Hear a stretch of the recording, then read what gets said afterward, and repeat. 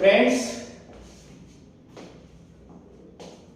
मैं सबसे पहले तो आज ये बताना चाहूंगा कि जो आपके भारतीय संविधान में मूल अधिकार लिया गया है वह मैग्ना कार्टा से ही संबंधित है। ठीक है, मैग्ना कार्टा अमेरिका ने भी अपनाया और मैग्ना कार्टा जब अमेरिका ने अपना लिया तो वह बिल ऑफ राइट्स में सानिध्य में ला दिया गया। आज वही जब ऐसे ऐसे धीरे धीरे क्रांति परिवर्तित हो गए यानी अधिकार के रूप में कन्वर्ट होते गए, तो इंडिया में उस समय, भारत में उस समय यानी संविधान का प्रारूप विचार में चल रहा था, यानी एक दूसरे से बात में ऐसे चल रहे थे कि हमारे भी कुछ ऐसे संविधान होने चाहिए। कहीं एक दिन ऐसा आएगा कि आज हम राजा बन गए और हमारे पास कुछ ऐसा मसौदा नहीं रहा, कोई अधिकार मेरे पास नहीं रहा, तो मुझे भी सताने वाले सताएंगे, परेशान होते रहेंगे। तो इसीलिए कि भारत में संविधान बनने से पहले, अर्थात आप याद रखिएगा कि जैसे ही संविधान बनने की प्रारूप संकल्पना बनाते गए उसी तरीके से धीरे धीरे मांग उठती गई, और भारत में जब मांग उठती गई तो याद रखना प्यारे, एक आपका आपके भारतीय संविधान में स्वराज विधेयक मिलता है। क्या मिलता है? अर्थात संविधान विधेयक, संविधान का बिल कहा जाता है। संविधान उसी से एकदम रिलेटेड है।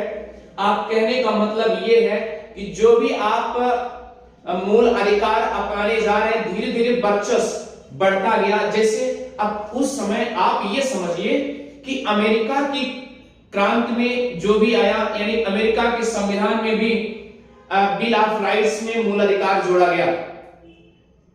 क्लियर हो गया? वह भी 27 संशोधनों में 10 संशोधन को उन्होंने बिल ऑफ राइट्स का दर्जा दे दिया। क्लियर हो गया? ठीक है प्यारे, अब आप सोचिए कि उधर उसके पहले भी चलेंगे तो फ्रांस में ये शासक और जनता के बीच अफरा तफरी मच रही थी, बहुत ज्यादा अफरा तफरी मच रही थी, उथल पुथल हो गया था। अर्थात राजनीतिक सामाजिक में इतना ज्यादा उथल पुथल हो गया था।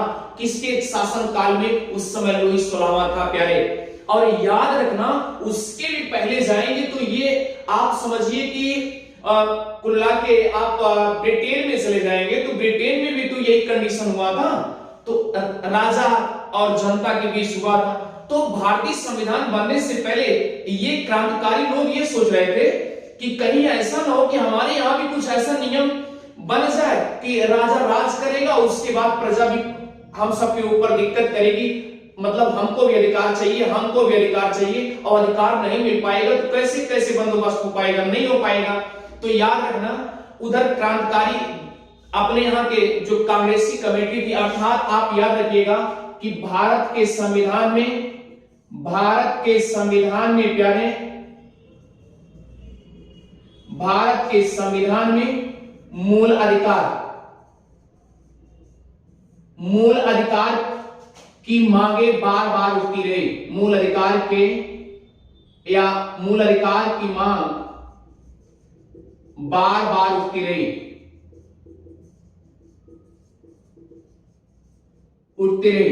अब सवाल यह है कि बार बार उठती रही, इसका मतलब वो भी चाह रहे थे कि भारतीय संविधान बनाने से पहले हमको क्या मिल जाए कि भारतीय संविधान में मूल अधिकार समाहित कर दिया जाए। हम भी एक ऐसा अधिकार बनाएं जिससे मूल अधिकार हमारे भारतीय संविधान में हो।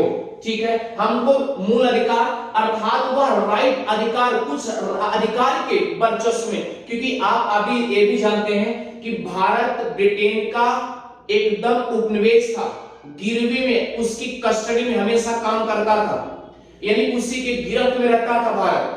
भारत ब्रिटेन के एकदम कब्जे में था, यानी बंदोबस्त में बना लिया था।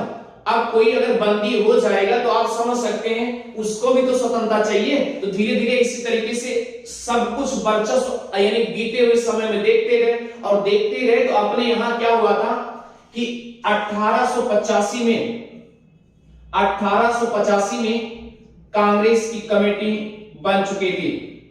कांग्रेस की कमेटी का गठन हो चुका था। हो चुका था।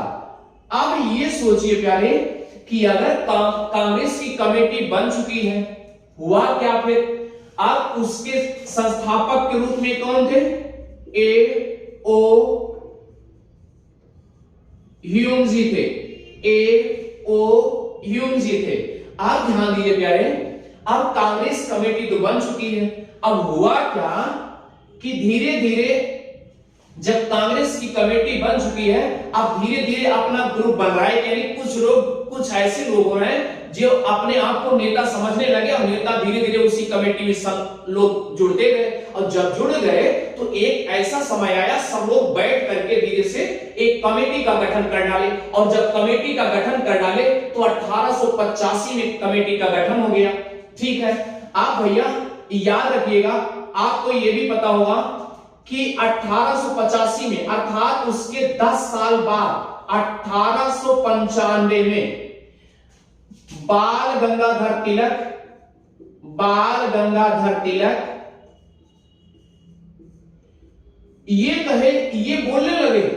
बोलने लगे कि हमको भी एक अधिकार चाहिए। बाल गंगाधर तिलक ये भी कहे कि हमको एक अधिकार चाहिए, हमें भी कुछ अधिकार हो जाए, यानी हमारे देशवासियों को, हमारे नागरिकों के लिए कुछ अधिकार हो जाए, या हमारे लिए कोई अधिकार हो जाए। कुछ ऐसा अधिकार है? क्यों? क्योंकि कारण था कि 1789 में और 1791 और 1789 में जो घटनाएं घटित हुई थी, वह देख करके बाल गंगाधर तिलक भी, उनके मन में भी हो रहा था कि आने वाले भविष्य में अगर कांग्रेस कमेटी गठन कर लिया है तो संविधान धीरे धीरे बनने का, यानी एक ऐसा प्रारूप तैयार किया जाएगा जो भारत और भारत के नागरिक उसमें बंधे होंगे।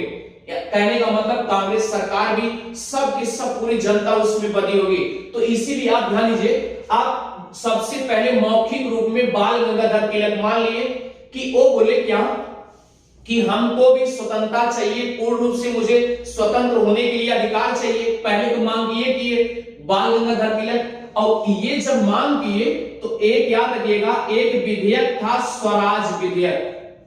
क्या था? स्वराज विधेयक। ध्यान दीजिएगा, स्वराज विधेयक, इसी को संविधान विधेयक भी कहा जाता है। क्या कहा जाता है? संविधान विधेयक। अब प्यारे ध्यान दीजिएगा कि इसी स्वराज विधेयक में, इसी विधेयक में अधिकार की बात की गई थी। उसमें वह अधिकार की जो बात की गई थी, वह स्वतंत्रता की बात की गई थी कि पूर्ण भारत स्वतंत्र होना चाहिए। यही स्वराज विधेयक का मूल फंडा था कि हम, यानी कि जो कोई भी जनता हो, कोई भी व्यक्ति हो, किसी के अंदर काम ना करे, वह भी अपनी जीविका के लिए स्वतंत्र होकर के अपना जीविका अर्जन कर ले और स्वतंत्र रहे। ठीक है, तो अब इसी स्वराज विधेयक, संविधान विधेयक में बाल गंगाधर तिलक ने, याद रखिएगा, मूल अधिकार की मांग किए। मूल अधिकार की मांग किए।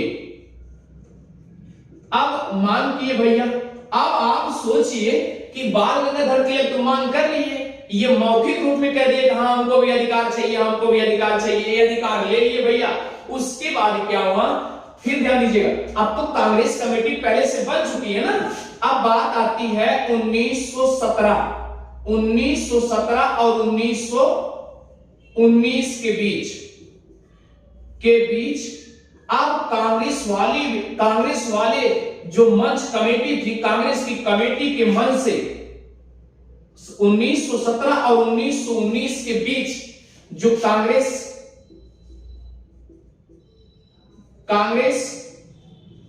कमेटी का मंच था, उसमें भी लोग कहने लगे, अर्थात लोग क्या मतलब कांग्रेसी लोग कहने लगे, उसमें लोग कहने लगे कि मूल अधिकार होना चाहिए। वह अधिकार होगा, जब अधिकार मिल जाएगा तो वह हमारे लिए मूल होगा, जड़ के समान काम करेगा। अर्थात इन्होंने मूल अधिकार की मांग किए। अब ध्यान दीजिएगा प्यारे, यानी 1885 में कांग्रेस कमेटी का गठन हो गया था। और 1895 में बाल गंगाधर तिलक ने स्वराज विधेयक ला करके उसके बाद वही बिल दिखा करके और मांगना शुरू किए तो मूल अधिकार की मांग किए कि प्रत्येक जनता एकदम स्वतंत्र होनी चाहिए। यही बात हुई।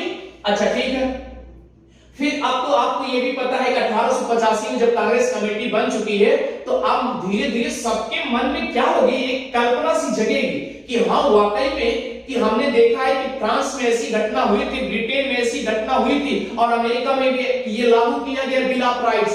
तो आप ध्यान दीजिए, अब कांग्रेस की जो कमेटी थी उसके मन से भी उठने लगा, उनके मन से जब उठने लगा तो याद रखिएगा प्यारे, इसमें भी 1917 और 1919 के बीच में कांग्रेस कमेटी का मंच में एक बात उठी, हाँ मूल अधिकार होना चाहिए, यानी मूल अधिकार होना चाहिए। अब प्यारे सोचिए, अब मूल अधिकार तो हो गया, अब बात आती है 1925 की। 1925 में एक लेडी है जिनका नाम है एनी बेसेंट। एनी बेसेंट आई, ध्यान दीजिएगा।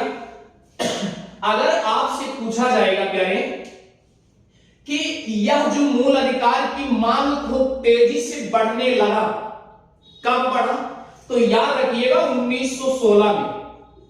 1916 से ही मूल अधिकार यानी अधिकार मांगने की जोरदार तलब होने लगी। 1916 अर्थात 1916 आप कह लीजिए जिसे कहते हैं होम रूल आंदोलन, यानी 1916 से ही मूल अधिकार जोर पकड़ लिया कि वाकई में यानी आम जनता और कांग्रेस कमेटी में जितने सदस्य थे सबके मन में ये उठने लगा कि मूल अधिकार होना चाहिए। मेरे अधिकार क्या है, मैं कैसे किसको दिखाऊं, तो इसी तरीके से अधिकार होने लगा और ये बार बार यानी मन से लगातार उठने लगा। तो यहां जोर पकड़ लिया और जोर पकड़ने के बाद 1917 और 1919 के बीच में कांग्रेस की कमेटी से एकदम तूफान जैसे उठ गया कि वाकई में हमको अधिकार चाहिए। और अधिकार जब उठ गया प्यारे तो हुआ क्या, 1925 में एक लेडी आई जिसका नाम था एनी बेसेंट। और याद होगा कि एनी बेसेंट और बाल गंगाधर तिलक के ही देन है जो होम रूल आंदोलन हुआ था। अब देखिए, यानी कहने का मतलब 1925 में एनी बेसेंट आई और ये प्रत्येक व्यक्ति के लिए, याद रखिए, मूल अधिकार की मांग करती है, प्रत्येक व्यक्ति के लिए सर्वहित की बात करते हैं, सर्वहित की बात करते हैं। अब सर्वहित की बात करती है इसका मतलब समानता की बात करती है, यानी समानता होनी चाहिए भैया, जो कुछ भी हो सबके लिए समान हो। अब याद होगा कि समानता कहां से टच में हुआ है ना, भारतीय संविधान में कहां से टच में हुआ। तो पहला तो आपकी क्लियर हो गया, एनी बेसेंट बोली कि प्रत्येक व्यक्ति के लिए सर्वहित की बात की जाए, यानी हमारे लिए कुछ ऐसा अधिकार हो, यानी मुझे ऐसा कुछ मूल अधिकार, जो अधिकार मिले उसे मूल जड़ बनाया जाए और उसी जड़ में यानी सबको क्या किया जाए, उसी एक निगाह से सबको देखा जाए। अच्छा प्यारे, अब सबको एक समान देखना शुरू किए तो बात आती है अब 1928 की। तो एक 1928 में नेहरू रिपोर्ट आती है, नेहरू रिपोर्ट आती है, ठीक है प्यारे। अब ध्यान दीजिएगा, 1988 में नेहरू रिपोर्ट आई और आप जानते होंगे कि नेहरू रिपोर्ट जो तैयार किया गया था वह मोतीलाल नेहरू जी के द्वारा किया गया था, नेहरू के द्वारा किया गया था। किसके द्वारा किया गया था, मोतीलाल नेहरू के द्वारा किया गया था। और याद रखना प्यारे कि ये एक मीटिंग बुलाते हैं, कि क्या करते हैं, मीटिंग बुलाते हैं। अब क्या बुलाते हैं, किसको बुलाते हैं, मीटिंग, यानी मीटिंग कहां बुलाते हैं प्यारे, दिल्ली में, जिसे कहा जाता है कि सर्वदलीय बैठक। क्या कहा जाता है, सर्वदलीय बैठक। अब याद रखिएगा उसमें 29 सदस्य, कितने, 29 सदस्य भाग लेते हैं। कितने सदस्य भाग लेते हैं, 29 सदस्य भाग लेते हैं। अच्छा ठीक है, अब प्रश्न उठता है कि दिल्ली में सर्वदलीय बैठक होती है, उस समय 29 सदस्य भाग लेते हैं, और वह समय क्या था प्यारे, ध्यान दीजिएगा, दिल्ली में जो सर्वदलीय बैठक होती है वह समय क्या था, 12 फरवरी 1928। ध्यान दीजिएगा। अब इसमें हुआ क्या, इसी नेहरू रिपोर्ट में सुभाष चंद्र बोस भी थे। कौन थे, सुभाष चंद्र बोस भी थे, और कौन थे, नेहरू, पंडित जवाहरलाल नेहरू भी थे। अब ध्यान दीजिएगा, ये जो नेहरू रिपोर्ट आई है, उस नेहरू रिपोर्ट में मोतीलाल नेहरू ने केवल औपनिवेशिक स्वतंत्रता की बात किए थे। किसकी बात किए थे, औपनिवेशिक, यानी किसकी बात किए थे प्यारे, औपनिवेशिक स्वतंत्रता की बात किए थे।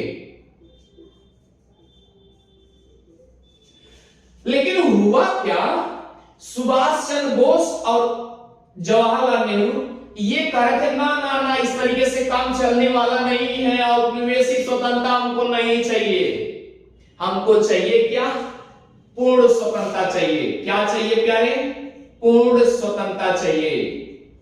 अब सुनिए ध्यान से कि नेहरू रिपोर्ट में मोतीलाल नेहरू के द्वारा, अब इसका मतलब ये बैठक की गई और 12 फरवरी 1928 में दिल्ली में सर्वदलीय बैठक की गई। अब इधर मोतीलाल नेहरू कह रहे हैं कि हमको क्या है, औपनिवेशिक स्वतंत्रता चाहिए, लेकिन ये सब मानने के तैयार नहीं है, याद रखिएगा। और इसमें पंडित जवाहरलाल नेहरू जो है सचिव के पोस्ट पे थे। किसके पोस्ट पे थे, सचिव के पोस्ट पे थे। अब बताइए, अब इनकी बात तो ये मान नहीं रहे हैं, और जब इनकी बात नहीं मान रहे, इसका मतलब क्या होगा, दिक्कतें बढ़ेगी। क्या होगा, उनकी बात अनसुना किया जाएगा, यानी उनकी बात नहीं मानेंगे, और जब नहीं मानेंगे तो यह नेहरू रिपोर्ट में जो ये सर्वदलीय बैठक में स्वतंत्रता की बात की गई थी, वह क्या हो गया, असफल हो गया। क्या हो गया, असफल हो गया। क्या हो गया, असफल हो गया। और इसमें मूल अधिकार में स्वतंत्रता, स्पेशल स्वतंत्रता की बात की गई थी।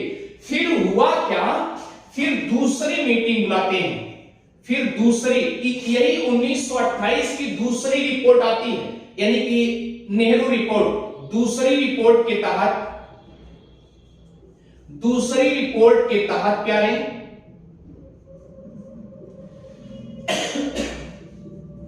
19 मई 1928 को 8 सदस्यों के साथ मुंबई में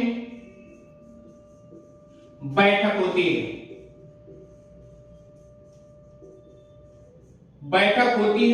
अब सुनिए, 8 सदस्यों के द्वारा बैठक तो हो गई, ठीक है।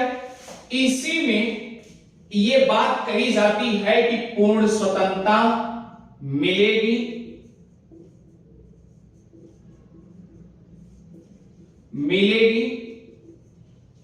जो कि मूल अधिकार के रूप में होगा। आप ध्यान दीजिए, मूल अधिकार के रूप में होगा, मूल अधिकार के रूप में एस्केप कर लिया गया, ठीक है प्यारे। आप ध्यान दीजिए, अगर आपसे फिर पूछा जाएगा कि दूसरी रिपोर्ट के तहत 1928 में 8 सदस्यों के द्वारा मुंबई में किया गया, तो इसमें ध्यान दीजिएगा, इसमें क्या कहा गया कि अल्पसंख्यक भी हिंदू है, अल्पसंख्यक भी हिंदू है, याद रखिएगा। अब यही बात, अल्पसंख्यक की बात याद होगा ना कि मूल अधिकार में कहां मिलता है, ध्यान दीजिएगा। अगर अल्पसंख्यक की बात की जाए तो अल्पसंख्यक में केवल भाषा और धर्म के आधार पर ही आपको अल्पसंख्यक माना जाएगा। अदरवाइज नहीं माना जाएगा। ये भी याद रखिएगा, यानी कि इसमें अल्पसंख्यक को भी हिंदू मान लिया गया और ये कहा गया कि अस्पृश्यता अनटचेबल यानी छुआछूत, क्या जो अस्पृश्यता में है वो क्या अल्पसंख्यक है, ऐसा नहीं मानेंगे। अस्पृश्यता के लोग अल्पसंख्यक नहीं है, अल्पसंख्यक नहीं माना जाएगा। आप ध्यान दीजिए, अल्पसंख्यक इतनी बात हो चुकी है प्यारे, अब सोचिए आपको मूल अधिकार की मांग कहां कहां कैसे कैसे की गई, आप ध्यान दीजिए। और याद रखिएगा, यही जो 1928 की रिपोर्ट आई थी फुल एंड फाइनल, यानी पहली मीटिंग में जो दिल्ली में सर्वदलीय बैठक हुई थी, उसमें मांग नहीं, मतलब मांग किए लेकिन वह असफल रहा। और दूसरी बार जब 19 मई 1928 को 8 सदस्यों द्वारा मीटिंग मुंबई में किया जाता है तो वही सफल हो जाता है। वही सफल होने के बाद यह नेहरू रिपोर्ट यह एक लिखित के रूप में रहता है, लिखित के रूप में माना जाता है, अर्थात अब यह मूल अधिकार लिखित रिपोर्ट मानी जाती है प्यारे। आप ध्यान दीजिएगा, अब इसी के आगे हम और बढ़ते हैं। अब बात आती है 1931 की। किसकी बात आती है? 1931 की। अब प्यारे ध्यान दीजिएगा, इसी में हमने आपसे बता दिया, इसी में मूल अधिकार, लिखित मूल अधिकार का वर्णन मिलेगा, इसी में मूल अधिकार का वर्णन मिलेगा। अब इसे हम ऊपर से मिटा देते हैं, ठीक है प्यारे।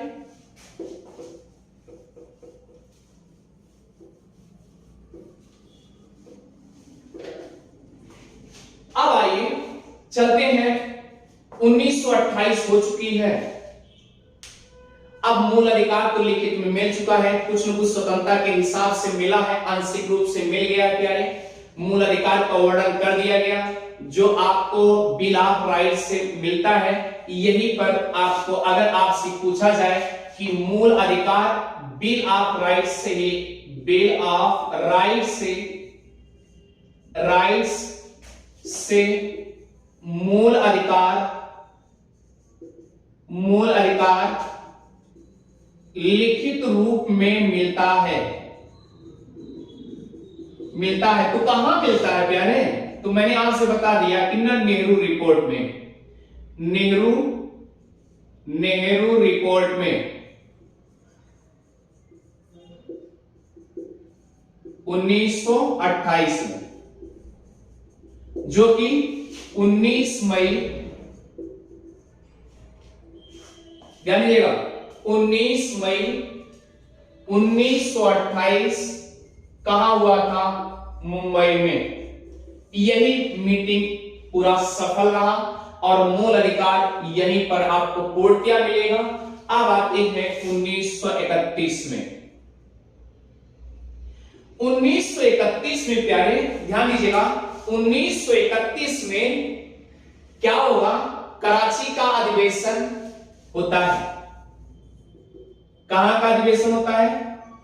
कराची का अधिवेशन, जिसकी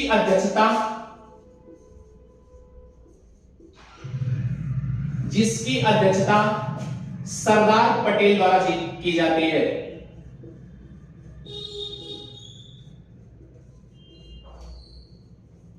किसके द्वारा की जाती है? सरदार पटेल के द्वारा की जाती है। अब सुनिए, सरदार पटेल के द्वारा की जाती है। अब उसमें हुआ क्या? इसी में मूल अधिकार की मांग की गई, मूल अधिकार की मांग की गई। और क्या मांग किया गया? मूल अधिकार में क्या क्या मांग किया गया? विशेष रूप से अर्थ से जुड़े हुए, और दूसरा क्या था? प्रेस एवं संगठन की स्वतंत्रता,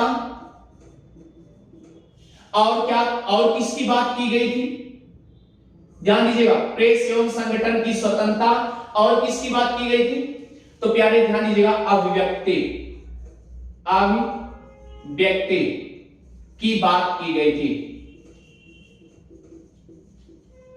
क्लियर? अब ध्यान दीजिए, विशेष आर्थिक में क्या कहा गया था कि अलाभकारी, यानी लाभकारी नहीं, अलाभकारी जो भूमि है उस पर कर खत्म किए जाने की बात की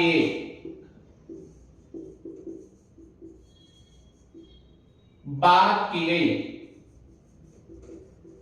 अब ध्यान देने योग्य बात यह है कि अगर कराची वाले अधिवेशन में जिसकी अध्यक्षता सरदार पटेल जी किए हैं, उसमें मूल अधिकार की मांग की गई, और विशेष रूप से आप याद रखिएगा, अलाभकारी यानी जो खेत थे उस पर लगान से मुक्ति के लिए भी बात किए गए थे। किसके लिए?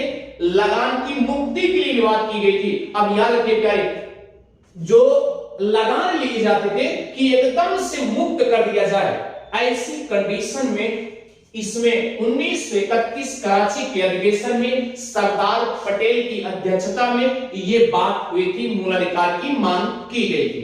ठीक है प्यारे, अब आइए चलते हैं कि मूल अधिकार की मांग और कैसे आगे बढ़ती जा रही, बात कहां कहां कैसे कैसे बात हुई है। ठीक है,